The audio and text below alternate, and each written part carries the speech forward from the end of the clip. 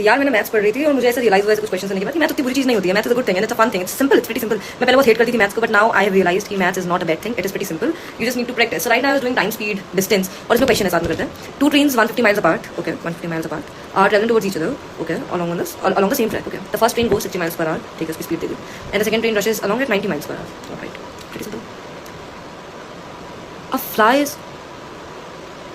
A fly is hovering just above the nose of the first train.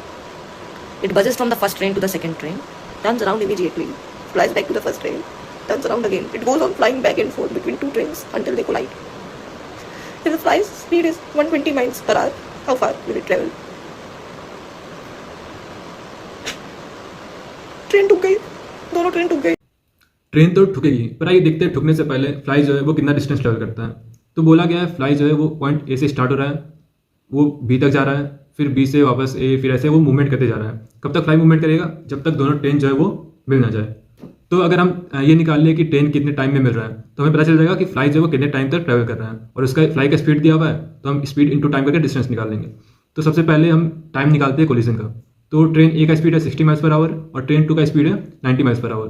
तो relative speed हो जाएगा हमारा, क्योंकि ये दोनों का डायरेक्शन अपोजिट में है, तो अपोजिट में डायरेक्शन होने पर रिलेटिव स्पीड ऐड हो जाता है। तो 60 + 90 = हो जाएगा 150। तो ट्रेन का स्पीड आ गया 150 रिलेटिव स्पीड, और टाइम हमें निकालना है, तो टाइम होता है डिस्टेंस बाय स्पीड।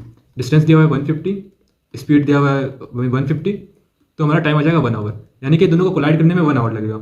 और 1 आवर तक ये जो बी है, सॉरी फ्लाई जो है वो मूव करता रहेगा। तो फ्लाई का स्पीड है हमारा 120 miles per hour, और टाइम जो है वो 1 आवर तक वो मूव करेगा। तो डिस्टेंस होता है हमारा स्पीड इंटू टाइम, यानी कि 120 × 1 आवर हो जाएगा हमारा 120 miles। तो जो फ्लाई है वो 120 miles ट्रेवल करेगा जब तक जो दोनों ट्रेनें वो कोलाइड ना हो जाए। Thank you.